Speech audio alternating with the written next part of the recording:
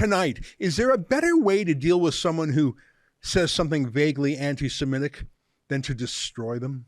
It's November 14th, and this is the Ezra Levant Show. This free episode of the Ezra Levant Show is brought to you by... Oh, hey guys, have you checked out our Rebel News store lately? You really should, because we're always adding fun things into the store. As the news changes, I guess so does the merchandise. We've got something for everybody. We've got a great selection of pro trucker merchandise, like this excellent honk honk shirt right here that will surely drive all your liberal friends and relatives absolutely crazy, although I don't think the trip is all that far. But right now in the store, this is my very favorite t-shirt, and I know t-shirts. Free Tamara, in support of convoy leader Tamara Leach, as she is treated like a common terrorist by Justin Trudeau's government for her role in the peaceful weeks-long street party against COVID mandates in Ottawa. I've got great news though, if you can't decide which shirt is your favorite, because right now at rebelnewsstore.com, you can use the coupon code FALL, F-A-L-L, and buy 2 t-shirts and get 25% off. And as always, shipping is free. So head on over to rebelnewsstore.com, pick your 2 favorite t-shirts, and save 25%. Thanks, and remember, free Tamara. Shame on you, you censorious thug.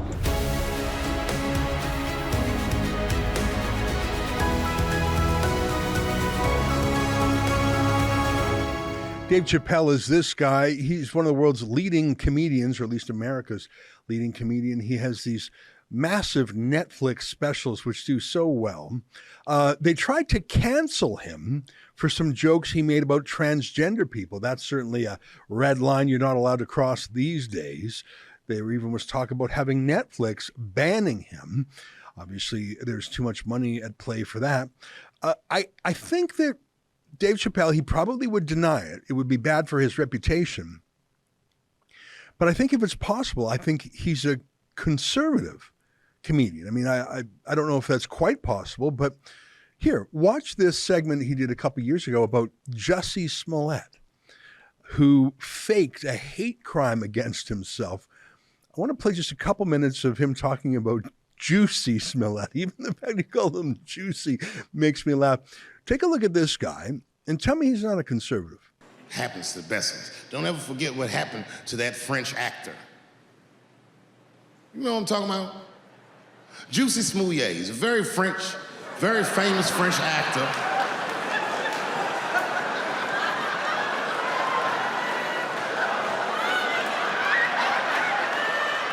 Y'all never heard of Juicy Smollett? Juicy Smollett is an actor from France.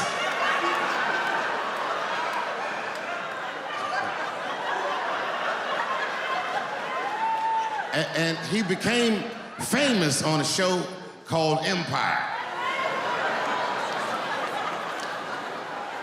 One night, he was in Chicago late at night and was the victim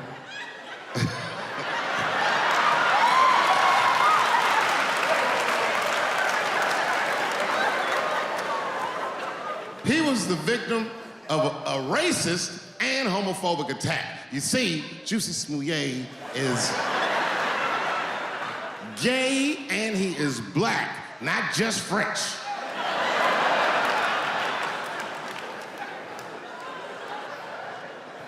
Oh, it was a crazy story. Apparently, when he was walking down the street late at night, 2 white men came out of the shadows with MAGA hats on and beat him up. Tied a rope around his neck, called him all kinds of niggas, and put some bleach on him and ran off into the night. This shit was like international news. And everybody was furious, especially in Hollywood. It's all over everybody's Twitter feed and Instagram page. Justice for Juicy and all this shit. The whole country was up in arms. He was talking about it all the time on the news. And for some reason, African Americans, we were like oddly quiet. We were so quiet about this shit that the gay community started accusing African American community of being homophobic for not supporting him. What they didn't understand is that we were supporting him with our silence. Because we understood that this nigga was clearly lying. You know, I think Dave Chappelle today is very different than he was as a younger man when I think he was much wilder. I think time and wisdom, I think Chappelle is very wise.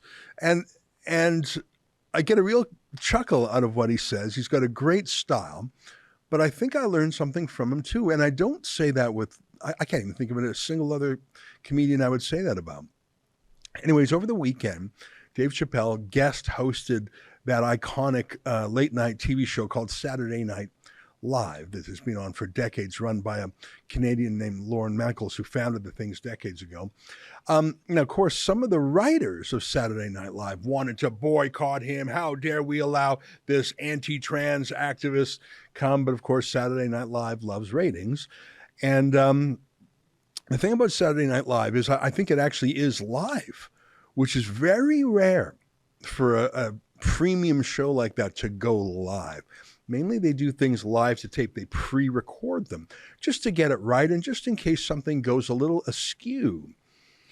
And I'm not sure if it was part of their plans, but Dave Chappelle got on Saturday Night Live, and the opening monologue, which is a Saturday Night Live tradition, which is typically a few minutes long, he went on for about 15 solid minutes, which I don't even know if you can do that on TV. They had to move the commercial breaks around.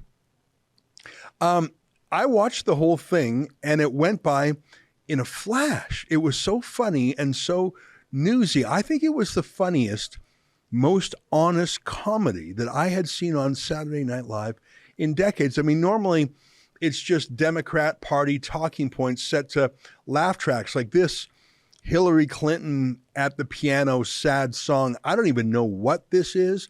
It wasn't comedy, but it was Saturday Night Live these past 20 years. Take a look.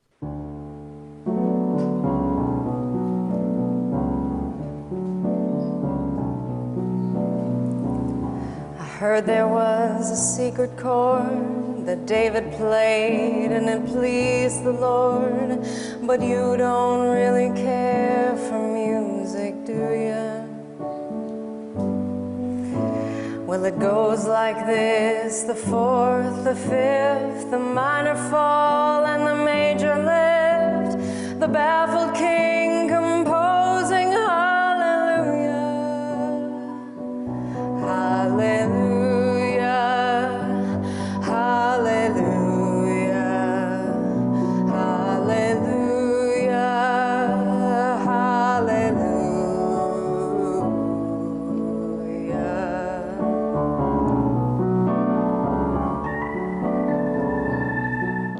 Just appalling. I mean, Donald Trump is ripe for comedians. I mean, everything about him can easily be caricatured, and there's so many jokes to be had there. But instead of choosing someone who would poke fun, they chose a human who was so full of raw hatred and rage that the way he presented as Trump, it was never funny. It was just spewing insults. I mean, listen, I would truly laugh at funny jokes at Trump's expense, but this is not that.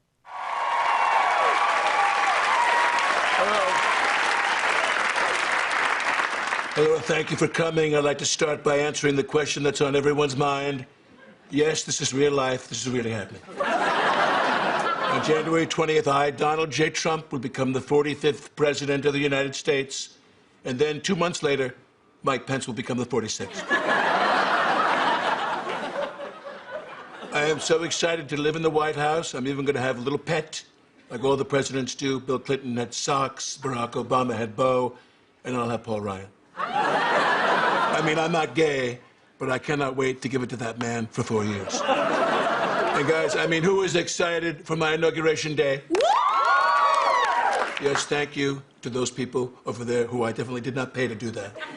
20 years it's been Democratic Party talking points. And then last night, Dave Chappelle gets on the stage. And in the first few seconds, he had me hooked. He started with a disclaimer. Take a look. Before I start tonight, I just wanted to read A brief statement that I prepared. I denounce anti-Semitism in all its forms. And I stand with my friends in the Jewish community. And that, Kanye, is how you buy yourself some time.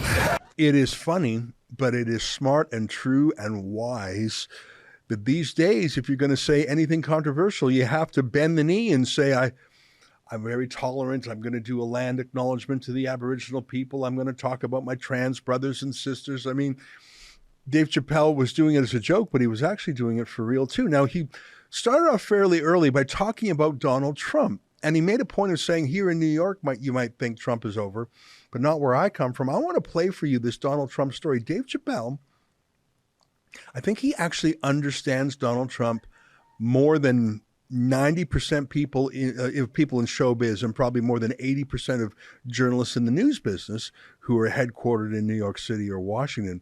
Listen to Dave Chappelle talk about why people love Trump and still do, and maybe always will.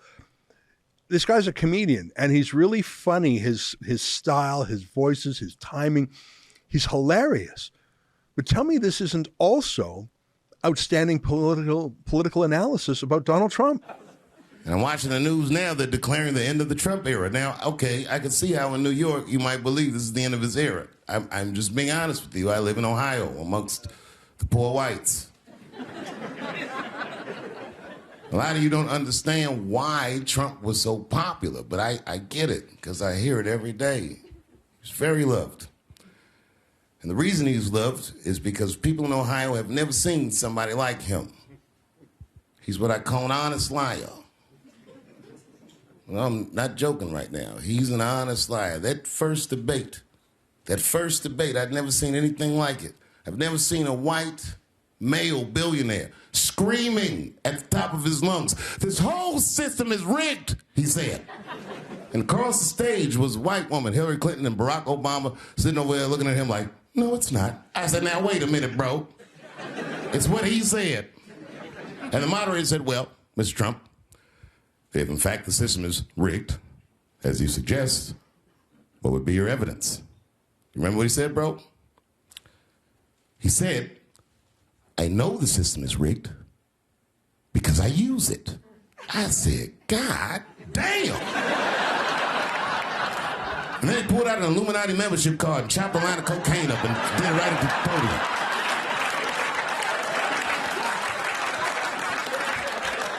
No one ever heard someone say something that true. And then Hillary Clinton tried to punch him in the taxes. She said, "This man doesn't pay his taxes." He shot right back. "That makes me smart."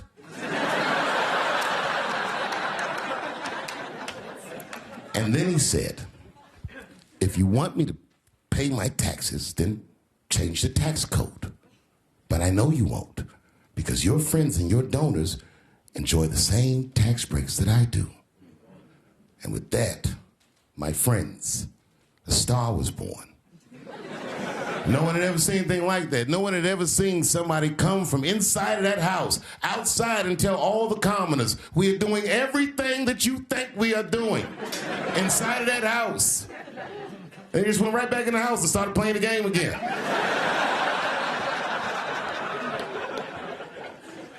The Democrats were sore losers.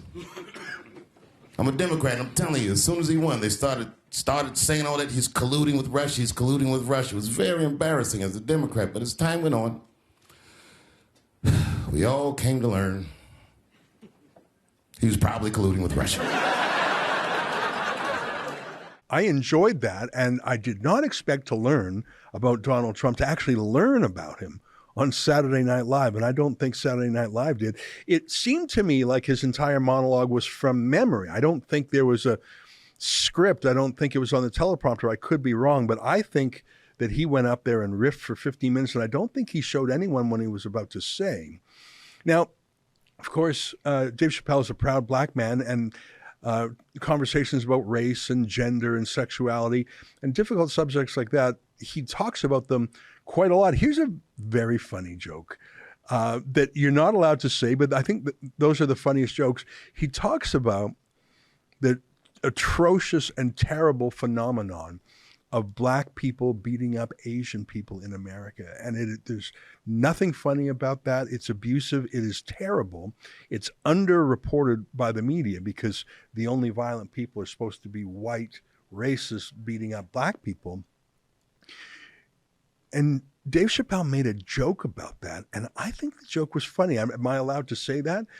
But how he made the joke, well, that's Dave Chappelle. Take a look. And I hate to say this, but there was a lot of videos, sadly, of black people beating up Asians for no reason. Oh, these attacks were unprovoked. I couldn't believe it. And I was sitting in the room watching this shit. It was stressing me out. I was stressed already because the whole time when you get coronavirus, at least the first 5 days, you wait, see how sick you're gonna get. And it turns out, and this is true, I didn't get sick at all. Not a cough, not a booger, not a fever, nothing. Look at me. I am the Magic Johnson of coronavirus. I just sat in the crib and got stronger all week. But I was stressed because I kept watching these videos of my beloved black people beating up my beloved Asian people and being so cruel.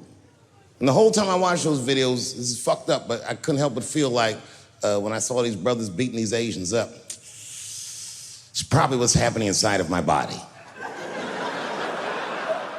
So he's not afraid to say edgy things. And who is in trouble? Who is in Dave Chappelle's stratum but Kanye West, the rapper, the artist, the businessman, who recently had, I think, what could be called a meltdown online. He started tweeting about the Jews and saying he was going to go to DEF CON on them. And he issued tweets like this, and he got more and more focused on Jews and the Jews that were out to get him. And Dave Chappelle joked that Kanye was so audacious and outrageous and atrocious that it not only undid Kanye, but it undid Kyrie Irving, an NBA star as well. Take a listen to this joke by Dave Chappelle. I gotta tell you guys, I've probably been doing this 35 years now. And early in my career, I learned that there are two words in the English language that you should never say together in sequence. And those words are the and Jews. I've never heard someone do good after they said that.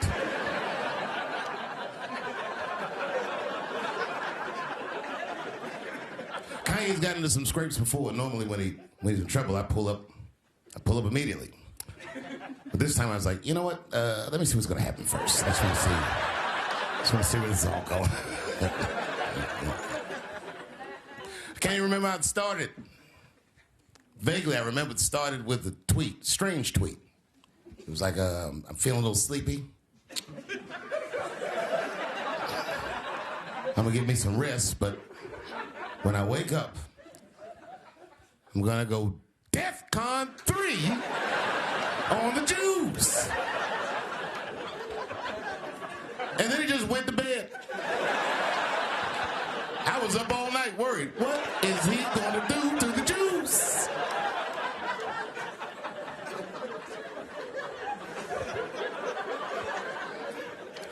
I grew up around Jewish people. I have a lot of Jewish friends, so I'm not freaked out by your culture. I know a little bit about it just from hanging around. I'd be like, yo, let's go out after school tomorrow. They'd be like, we can't go out. It's Shana Na tomorrow. I'd be like, where? What is Shana Na? I had so many questions. Why do some of your people dress like Run DMC? Kanye got in so much trouble, Kyrie got in trouble.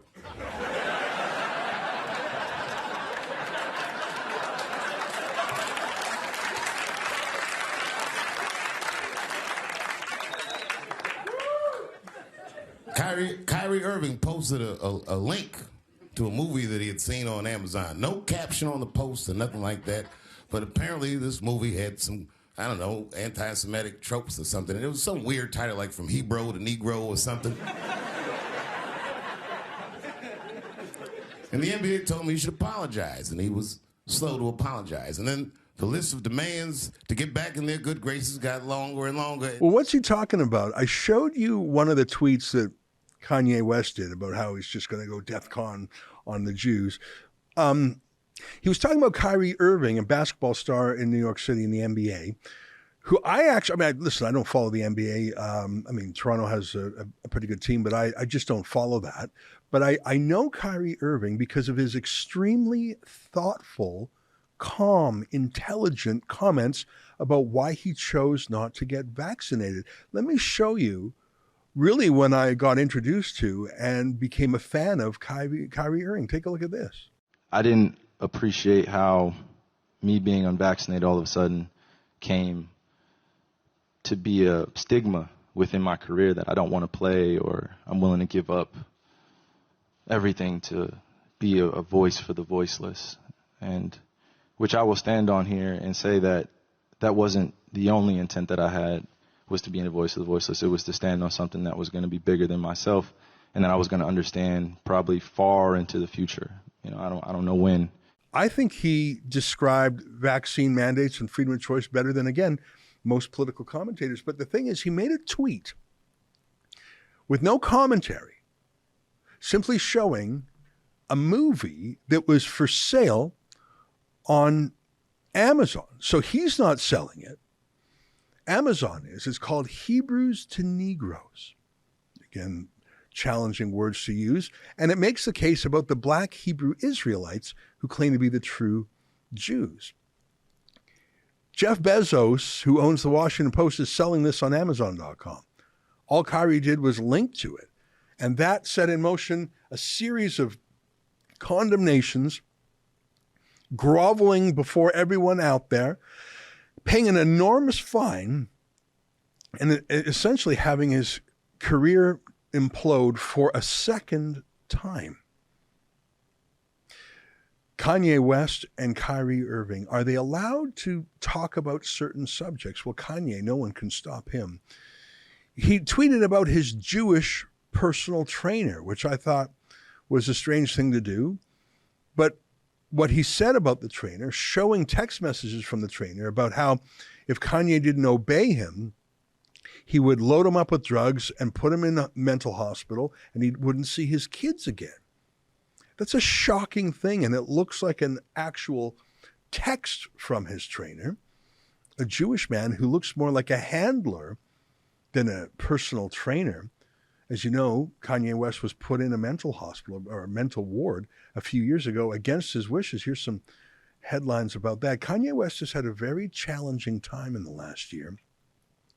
He's a fascinating man. I should tell you that he's no ordinary man. His mother was a Fulbright scholar, a brilliant professor, top 0.1% genius, and went to Nanjing, China to teach, and brought young Kanye with her. And he was the only non-Chinese person in the class other than his mom. Kanye West, as a child, spoke Chinese. He says he's forgotten most of it. But when he was a boy, he was living in China with his professor mom, speaking Chinese to the Chinese kids. He's not an ordinary person. At a very tender age, he was traveling the world, seeing new things, his mind being full of ideas. The son of Donda West, a professor who by nature challenges, asks, interrogates, is curious, is skeptical. And Kanye West got in trouble for asking questions and coming to conclusions about the Jews that, quite fairly, could be called anti-Semitic. Now, I'm going to come back to that later. What's the right way to deal with someone who talks about Jewish conspiracy theories in Hollywood, in the music business, in entertainment, in sports business? I'll come back to that, but let me get back to what Dave Chappelle did, because Dave wanted to treat this subject too, but he didn't want to get canceled either. But there was one joke that he said that really hit home to me. What do you talk about? How do you describe a group of black people? How do you describe a group of Italian people? And how do you describe a group of Jews? And I thought that was a brilliant point to make. Take a look at this. It's a big deal. He had broken the show business rules. There's just a rule, the rules of perception. If they're black, then it's a gang. If they're Italian, it's a mob. But if they're Jewish, it's a coincidence, and you should never speak about it. It's true, though, isn't it? I mean, even to raise questions about Jewish influence, the questions alone, and there could be good answers, or they could be bad answers, but there could be answers. But even to ask the question has a whiff of anti-Semitism to it, and I understand why. I mean, I'm a Jew myself, and if someone were to say, oh, your money, your power, your journalism, you're part of a Jewish Kabbalah, I'd say what you're doing is you're denying me my individuality. I'm Ezra Levant. Yes, I'm Jewish, but I'm also right-handed. I'm born in Alberta. I'm a family man. I do this, I that. I'm many things. And to ascribe to me all my actions, to take away my personal choices as an individual and say I'm just doing this because I'm a Jew and I'm acting as some part of a larger organism, like ants in an ant colony that are somehow working in collusion with each other, that takes away my free agency. It takes away my meritocracy as a person and as a man. If you were to define everything I did simply as my membership in the Jewish community, my genetic heritage, or the synagogue I go to once a year, you would do me an injustice, because you would take away any of my successes and ascribe it to my Judaism, and you would take away any of my choices and ascribe it to my Judaism, and I can assure you there's not. Rebel News talks about countless different subjects, and Jewish themes wouldn't even make the top 50. And so I understand if someone were to say, well, the Jews control the media, or the Jews are, yes, there are a disproportionate number of Jews in media and law and medicine and things like that.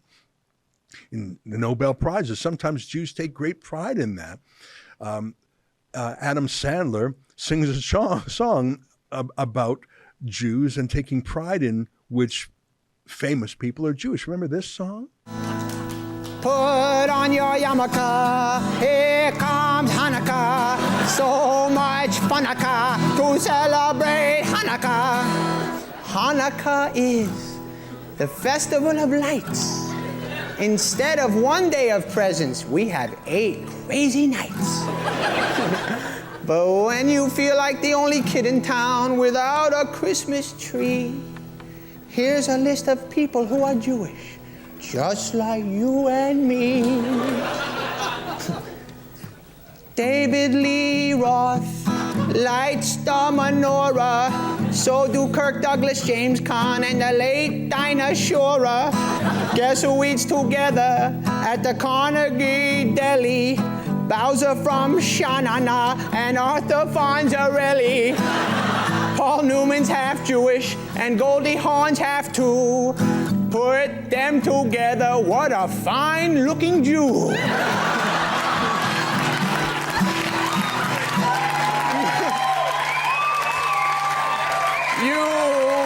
You don't need Dector Halls or Jingle Bell Rock, 'cause you can spin a dreidel with Captain Kirk and Mr. Spock, both Jewish. Put on your yarmulke, here comes Hanukkah. The owner of the Seattle Supersonica celebrates Hanukkah. O.J. Simpson, not a Jew. But guess who is? Hall of Famer Rod Carew. He converted. We got Ann Landers and her sister, dear Abby. Harrison Ford's a quarter Jewish, not too shabby. Some people think that Ebenezer Scrooge is, well, he's not, but guess who is? All 3 Stooges.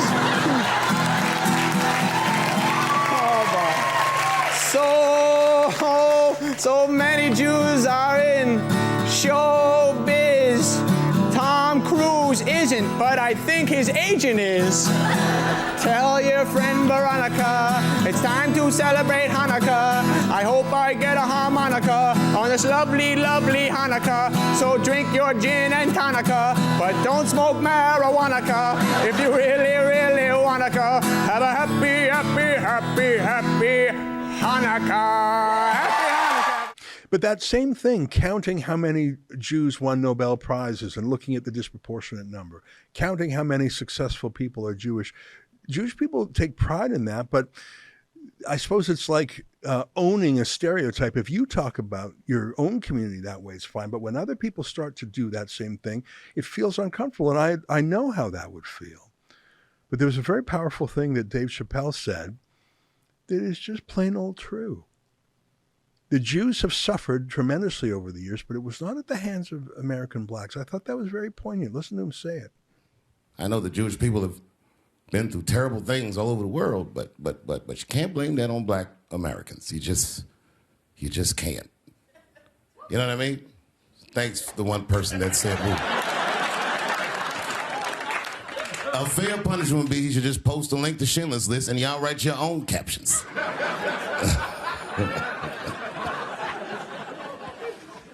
Kyrie Irving's black ass was nowhere near the Holocaust. In fact, he's not even certain it existed.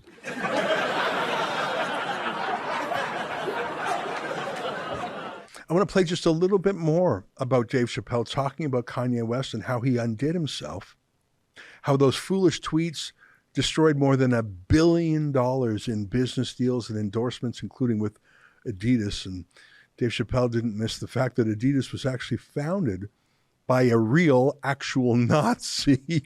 Dave Chappelle found a joke in there. Take a look.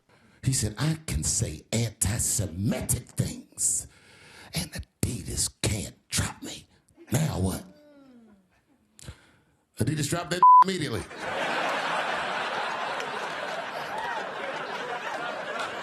Ironically, Adidas was founded by Nazis, and they were offended. I guess the student surpassed the teacher. He ended, I'm not going to play all of it, but you really should watch all 15 minutes. And he ended with a note about being canceled, but he didn't say by whom. And there was a cleverness there. You could say, oh, he didn't want to mention the Jews because he'd get fired. But maybe he's challenging to say, no, why would you think it would be the Jews? Why are you? Why is your mind going to that? I thought Dave Chappelle did a brilliant job of being funny and entertaining and contrarian and making you think about real things. And I think part of it comes from Dave Chappelle's identity as a black man. He talks about being black a lot. It's a theme, he says. I mean, there's this wonderful clip I saw about him saying the difference between being poor if you're black and poor if you're white. And he's got a very interesting class and race understanding of America, is that whites who are poor say this shouldn't be happening to us. I mean, I thought there's a beautiful poignancy to Dave Chappelle's political observations. Dave Chappelle is obviously a contrarian himself. He would never admit that he's a Republican, but he is a conservative. I'll just tell you that he is. And he's a contrarian, and so I think he feels an affiliation or an affection or a patience or a tolerance for other contrarians. Dave Chappelle is always obviously a brilliant man. You can't be that funny and that perceptive without being brilliant. And so too is Kanye West. I mentioned how he comes from it honestly. And part of being brilliant is to observe patterns. And you can miss patterns by being stupid, or you can miss patterns on purpose by being politically correct. Is it politically incorrect to mention how many professional sports players are black? I don't think it is, because it's a positive trait. Is it politically incorrect to point out how many Jews there are in Hollywood, in the studios as agents? Well, I don't know. If you're a Jew taking pride in it, then it's a positive thing. But what if you're criticizing it? Or what if you're inferring that there's some group decision-making going on? Dave Chappelle talked about that. I love the joke about Ferguson, Missouri. Well, I've been to Hollywood. I don't want y'all to get mad at me. I'm just telling you. I've been to Hollywood. This was just what I saw. It's a lot of Jews. Like a lot. But that didn't mean anything. You know what I mean? There's a lot of black people in Ferguson, Missouri. Doesn't mean we run the place.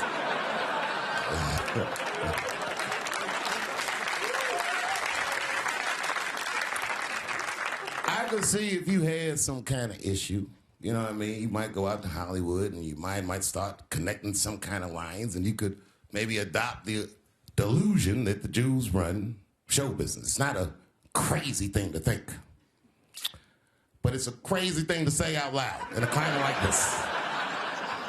Look, I've been a fan of Kanye West for a long time. I truly find his music amazing. I can't believe how productive he is, what a fountain of ideas he is, how artistic he is, how many styles he has. His command of the vocabulary, I think one sign of intelligence is the size of your vocabulary. And I think Kanye West is a lot brighter than maybe he lets on.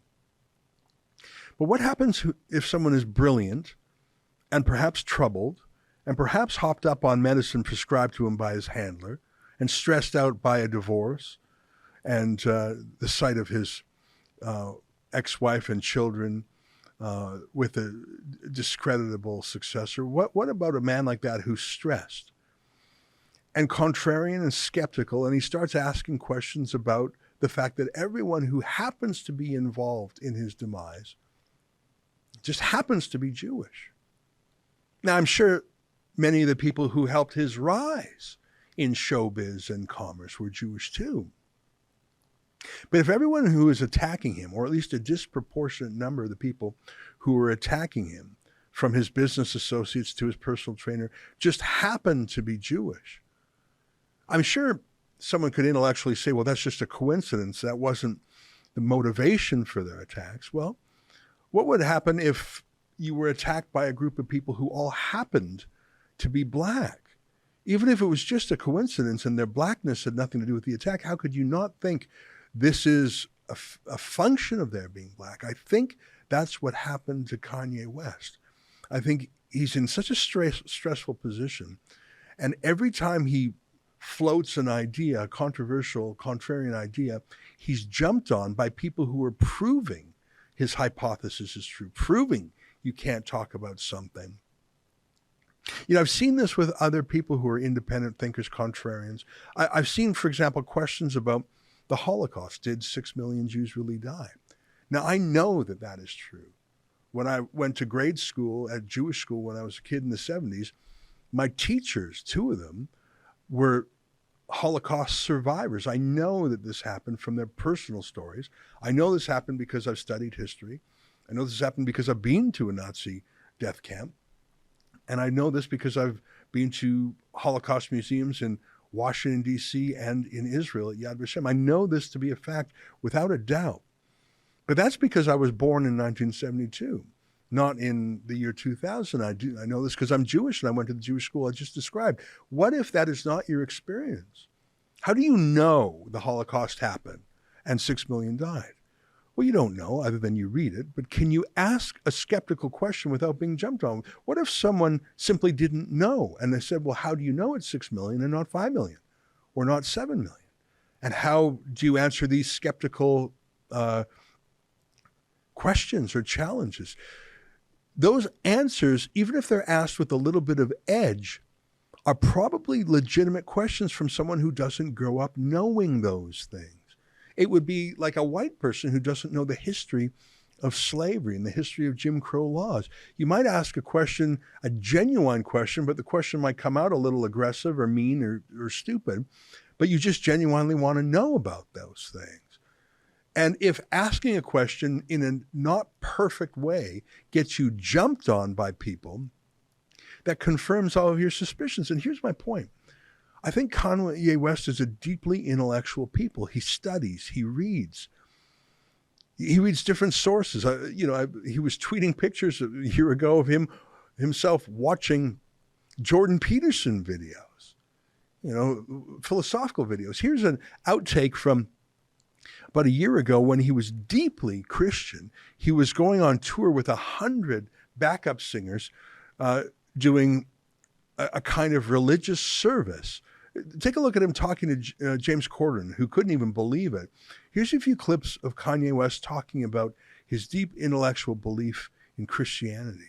Yes, and God's always had a plan for me, and he always wanted to use me, but I think he wanted me to suffer more and wanted people to see my suffering and see my pain and put stigmas on me and have me go through all the experiences, the human experiences.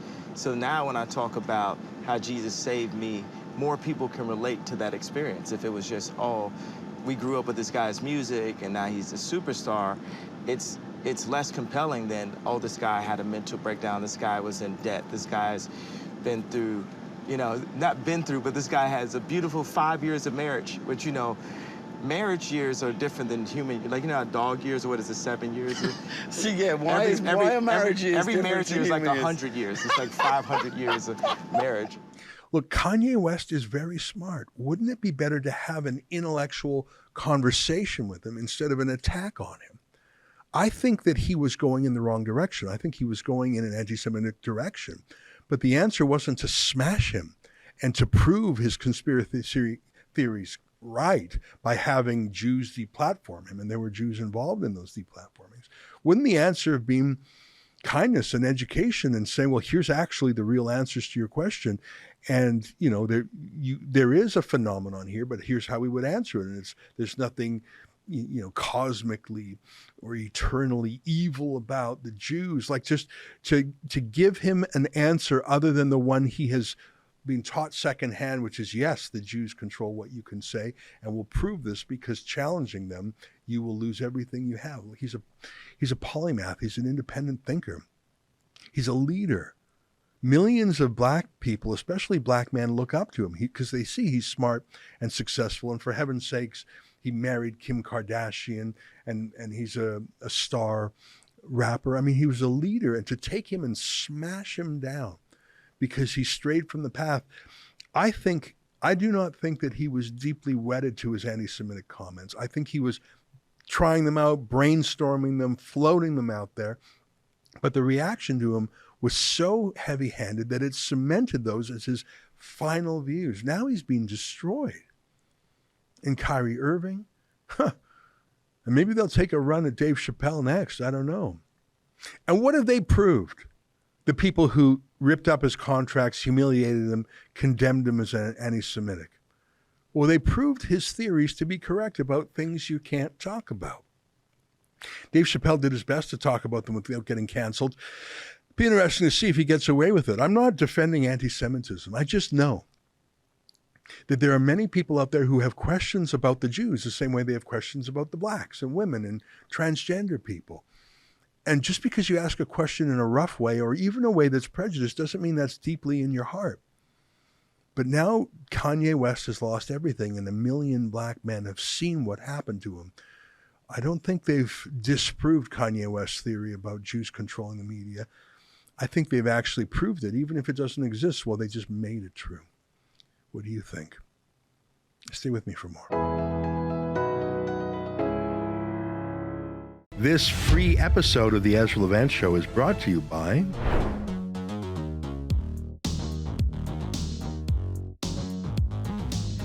freedom in the year 2022 for me, folks. It means the return of Rebel Live. Now, Rebel Live is an annual event we used to put on before the man, or was it the COVID Karen, made us shut it down during the pandemic years.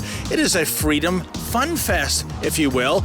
All the freedom fighters you've grown to know and love over the years, they're going to be speaking at the Toronto and Calgary events. The Toronto event is on November 19th. That's a Saturday, and it will feature the likes of Dr. Julie Ponesse, Archer Pawlowski, Tamara Leach, and all your favorite rebels, including yours truly. I'll be the MC that day, Sheila Gunn Reid, and of course, the big boss man himself, Ezra Levant. Now Saturday, November the 26th, we're bringing Rebel Live to Calgary, and those aforementioned speakers will be there, and Sheila will be the MC for that event.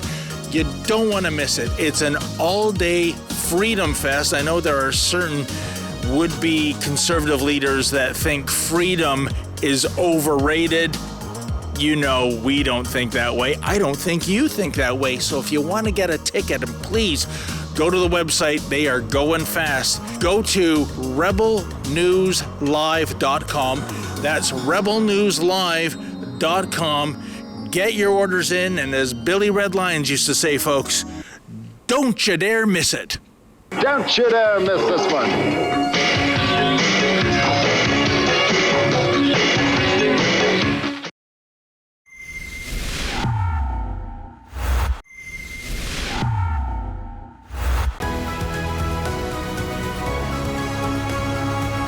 Well, there's this cult classic. It's a comedy with Nicolas Cage, I don't know, about 20 years ago, called Raising Arizona. And it was just a great show. Here's some B-roll of it. If you know it, you know it. And it was such a great character play.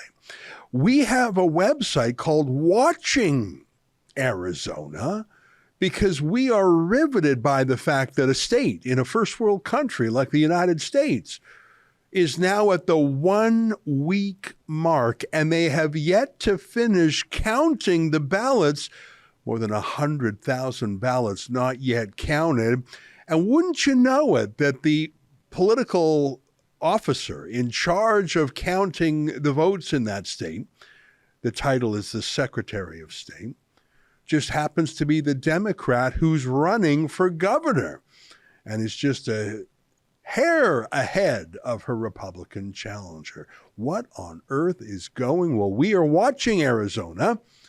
We've set up a website called watchingarizona.com, and our eyes and ears on the ground, well, they belong to our friend Katie Daviscourt, our Seattle-based Rebel News reporter who joins us now in Phoenix, Arizona. Great to see you again, Katie.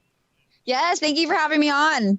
Well, it's my pleasure. Now, there you are in front of a big building. That's the County Tabulation Center. Am I right? That's where all the votes are taken from all over the city, maybe even all over the county, and put in that big warehouse and slowly counted, right? Yes, you are absolutely correct. It seems that history is repeating itself here in Maricopa County. As you can see behind me, this is the Maricopa County's Election Tabulation Center. And the same thing is happening here in 2022 as it did in 2020. And people are absolutely fed up with how this county is running their elections. I saw your report over the weekend. One gentleman pointed out that instead of counting the votes at the local precinct level, they have different names for that in different countries. A district could be broken up into 100 or more precincts. In Canada, that's called a poll. And there might only be a couple hundred votes for each precinct or each poll.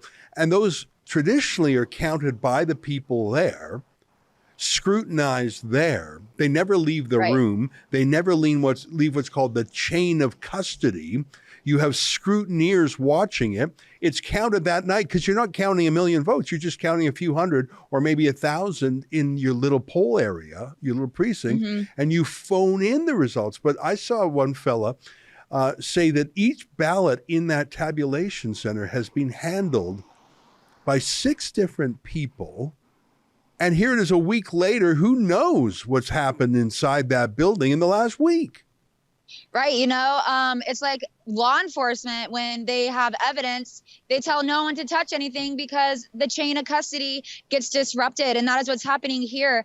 After you vote, all of the votes get shipped to this Maricopa County Tabulation Center. But not just that, they are also contracting services out from other printing centers where they're also feeding through the ballots and counting the ballots there and then loading whatever they find after they tabulate the ballots on Penske trucks, which are then also getting shipped to Maricopa County. So I don't think that you can even investigate the chain of command at this point. It's just too many people. It's very interesting because, of course, none of that is proof that tampering or vote rigging is happening, but all of it is opportunities for vote rigging to happen. And every day of delay makes it more suspicious. I mean, mighty states like Texas and Florida, well, heck, even California and New York counted their ballots the night of. It's called election day, not election week or election month or election season. I don't know. I find it, if I was an Arizonan, I would be embarrassed and I would say this looks terrible. But the local officials just keep smiling and saying, yeah, sorry, but this is how it is. What's the mood out there? Is everyone in on it? Like I guess if you're a Democrat, you sort of nudge, wink, wink. Oh, I know what's going on. No problem. Is it only Republicans who are upset by this? Or are other Democrats saying, whoa, this is not the way to run a democracy in 2022? No, I've yet to hear Democrats say anything negative about how Maricopa County is running their elections. There has been protests outside of the center, and one is going to be happening soon, which is why I'm out here on the ground right now. But the Republicans are angry. They are infuriated, and they feel disenfranchised. When they showed up to the polls on Tuesday, they were told that the machines were down, and the machines were malfunctioning in more than 26 locations, not just across the state, but in Maricopa County. 26 polling locations in Maricopa County had issues with their machines that day. And when lawyers went before a judge and requested polling stations to stay open later so people could vote. They turned that down. So they have been showing up sporadically outside the Maricopa County Election Center to make their voices heard, because they have had it with how they're running the elections. And mind you, the protesters that are showing up, they have remained peaceful. You know, mainstream media wants there to be another January 6th moment. That is not going to be happening here in Maricopa County, because they are just inching for that to happen. But the protesters that have shown up have remained peaceful. They are just stating that they don't agree with how the election is being handled. It's an absolute joke that we are approaching a week. Tomorrow it will be 1 week, and there's still over 100,000 ballots left to be counted. Absolute incompetence happening here in Maricopa County. Huh. You know, there's a bit of chutzpah. This is democracy failing. Like you have one job, count the votes. The chutzpah for the folks who are breaking the vote counting to accuse others of being anti-democratic insurrectionists is crazy. You mentioned that the judges said we will not extend voting hours despite broken election machines, because God forbid we give Republicans an extra half an hour to vote, but we can wait a week for them to be counted, but we can't wait half an hour, even though the voting machines are down. I want to play a bit of a video clip from this Laurel and Hardy act. These two comedians who were election officials on election day say, "Oh, sorry guys, you know, it's only 20% of polls." Take a look at these guys. How on earth do they still have a job today? Take a look. Hello, Maricopa County. I'm Bill Gates, the chairman of the Maricopa County Board of Supervisors. And I'm Stephen Richard, the Maricopa County Recorder. And we're here to give you an update on how things are going so far with the election. We've already had almost 44,000 people show up this morning, check in, and be available to vote. And things are going great out there, but there's one thing that we wanted to address to make people aware of today, and that has to do with our tabulators. We've got about 20% of the locations out there where there's an issue with the tabulator, where some of the ballots that after people have voted them, they try and run them through the tabulator and they're not going through. But the good thing is we do, first of all, we're trying to fix this problem as quickly as possible. And we also have a redundancy in place. If you can't put the ballot in the tabulator, then you can simply place it here in where you see the number 3. And this is a secure box where those ballots will be kept for later this evening, where we'll bring them in here to Central Count to tabulate them. So this would function much like early voting functions, in that we would get your ballot back. Once we've signature verified it, we would send it to our central tabulators. Ballots that are in here will already be, in effect, signature verified, so we won't need to confirm identity, but we will central tabulate them. This is actually what the majority of Arizona counties do on election day all the time. And just one thing to keep in mind, we have 223 vote centers across the county. So if there are lines at the location you're at or issues with the tabulator, if you would prefer to go to another location, you can do that. Doesn't matter where you go, as long as you're a registered voter here in Maricopa County. Thanks so much. And everybody, if you haven't yet, get out and vote. You know, I just don't think that they would get away with that if they were Republicans ragging the puck to protect a Republican incumbent. I've later learned that those two men actually set up an anti-Trump super PAC. So you've got the Secretary of State in charge of the elections who happens to be a Democrat candidate. Those two goofy guys who say, sorry, we can't tabulate the votes, they happen to be anti-Trump activists. This really is how a banana republic goes. I'm disappointed in Arizona. I mean, I love the state. I haven't spent a lot of time there, but this is embarrassing. I guess they don't find it embarrassing because they'd rather win through embarrassing shenanigans than lose cleanly. That's the feeling I'm getting. Yeah, absolutely. And you know, those two men that you just mentioned, they are right behind me in this building, and they are actually Republicans. Both of them are Republicans, and they launched that PAC to get rid of MAGA Republicans. So they said, because Maricopa County, they were at the height of national headlines in 2020 for their incompetence of that election. And so when audits happened in Maricopa County, they were at the forefront of defending how they handled the election then. And so anyone like Carrie Lake that comes in and says, I'm going to instill voter integrity laws in the state so people feel like their voices are being heard, they have formed that pact to specifically get rid of candidates like Carrie Lake. And now they are intentionally releasing Democrat-heavy precincts ballots first. And you also have Katie Hobbs in there, the Secretary of State, who is Carrie Lake's Democrat opponent. It is just absolute shady shenanigans happening here. And it's setting the precedent for, you know, I live in Washington State. The same thing is happening in Oregon. We have all mail-in ballots, and our votes are also still being counted. And when you don't decide winners on election night, it just opens the door to fraudulent activity. Yeah. You know, and by the way, the fact that you say the Democrat is in there in her capacity as vote overseer, Secretary of State, but she's actually on the ballot as the governor. I can't even believe that conflict of interest. And by the way, the Democrats have called that a conflict of interest in the past. Here's Obama's Attorney General railing against a Republican that was in the same situation. Take a look at this. Now, you think about this. This is a guy who's running for governor while he is the Secretary of State.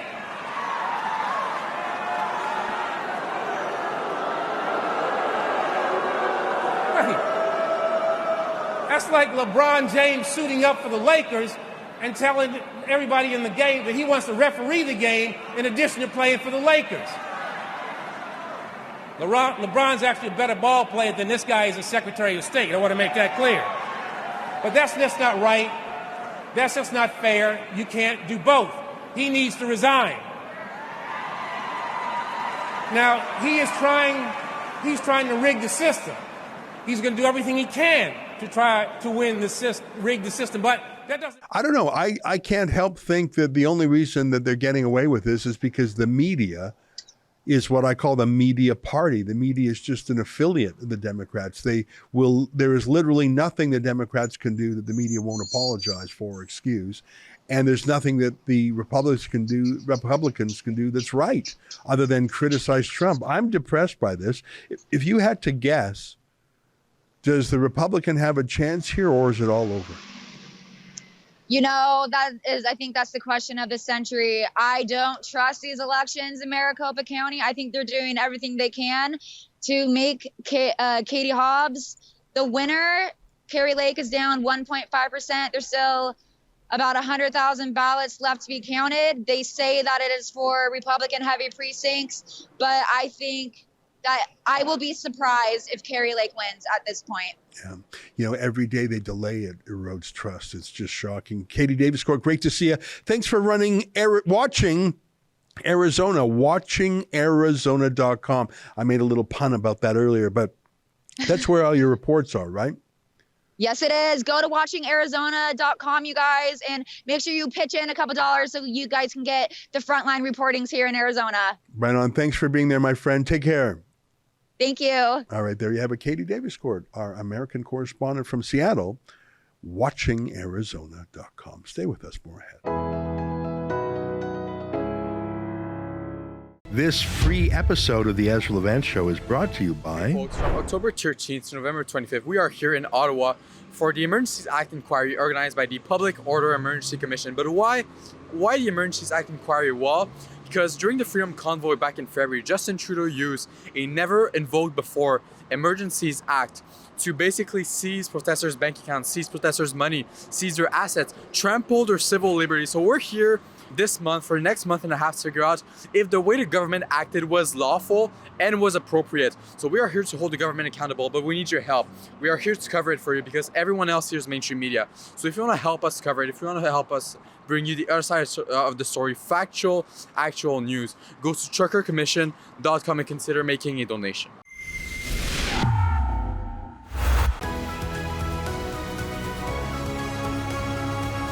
What do you think about my comments on Kanye West? I didn't script them. I just put some notes down and I thought I'd riff. You know, I have a friend who worked at a very prominent national TV station in the United States, and he was like the only Republican in the entire place because it was all Democrats. He was just the only identifiable Trump Republican, and he had just been signed on for a second season. And then Trump won, and the entire industry, comedy, arts, entertainment, was so outraged by this. They were appalled and shocked, and they were lashing out. And my friend was the only conservative in the whole company.